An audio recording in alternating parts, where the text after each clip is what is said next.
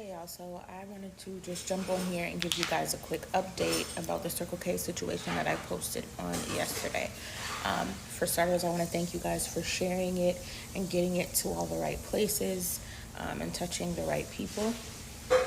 So for starters, and y'all have to forgive me because I haven't done this before. For starters, the young man, he is 15.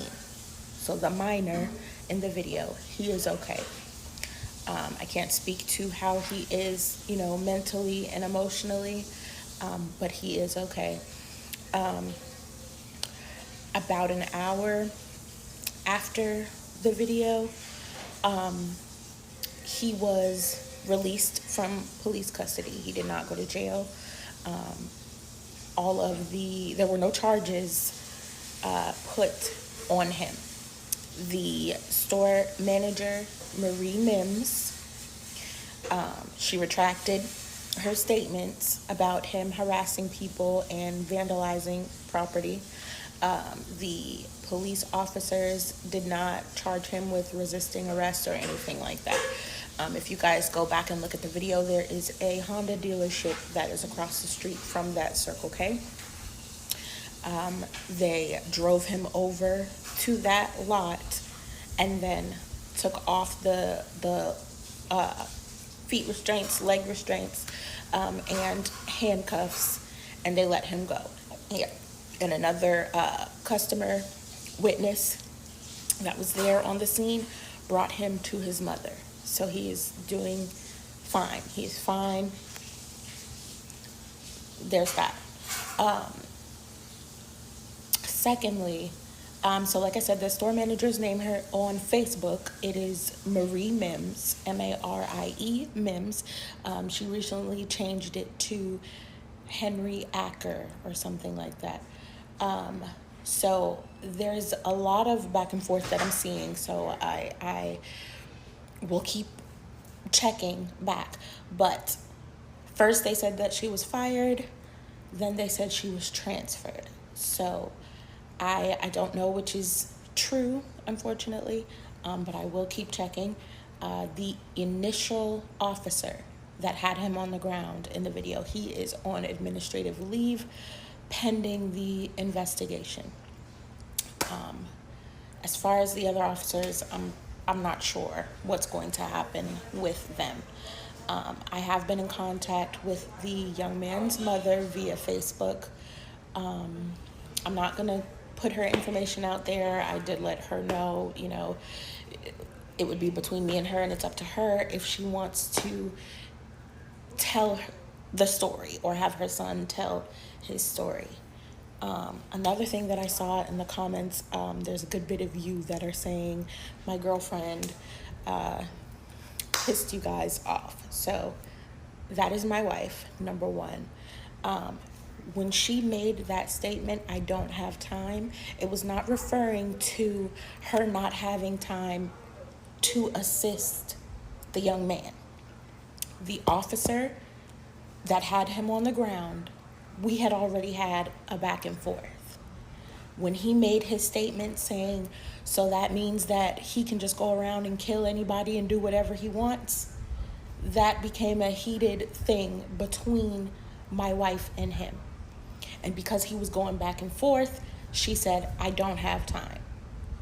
She did not have time to argue with this man. Keep in mind also, I did not get the immediate before or the ending result of this. So there's a lot of things that are missed.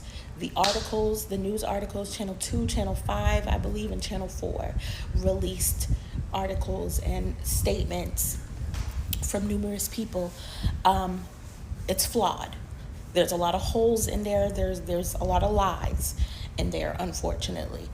But yeah, so she was saying that she did not have time to argue with this police officer. That he wasn't going to budge either way. So a lot of you guys took that the wrong way and ran with it.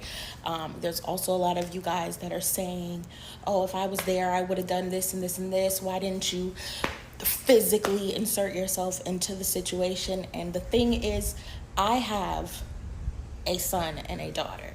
I have a 12 and 13-year-old that I need to come home to. As you guys saw in the video, that was a minor, and they were being overly aggressive. They had the police dog in there. They threatened to tase him. They piled up on him. There were so many of us that pulled out our phone and recorded solely for that minor's safety. That was the best that I could do without myself getting physically harmed as well. You guys saw the canine. The canine was inside of the store. At the time when my wife said that she didn't have time, referring to the officer going back and forth, the minor had already been dragged out of the store to the police car. So I recorded so that there weren't any loopholes or any lies. Imagine if we weren't recording. What if that officer decided to say that the minor reached for his gun? Or he had his cell phone at the time and his hands were like this. So if he had his phone in his hand and he decided to pull it from up under him, anything could have happened. So I recorded because I felt that was the best thing that I could do. The mother has the video as well. And yeah, I don't know what's gonna happen with the other officers. I tried my best to zoom in on all of the police cars. They all have numbers on them, so I tried to make sure I had that. Channel 2, Channel 4, Channel 5 have all reached out to me and others as well. Again, I was not the only one that recorded the incident. Also, after I stopped my video, it did not end there. We continued. There was a lot of back and forth between the officers. There was a mental health life coach outside that eventually was able to talk to the young man, because the African-American officer that brought the canine in, he was aggressive the entire time as well. We tried to give the young man water so that he could calm down because it was very hot outside. He kept telling us no. He said he doesn't care that it's a minor, and there was just so much that happened off camera that you guys are unaware of. However, I digress. He is okay. Suggestions for lawyers and all kind of things have been brought to the mother via Facebook.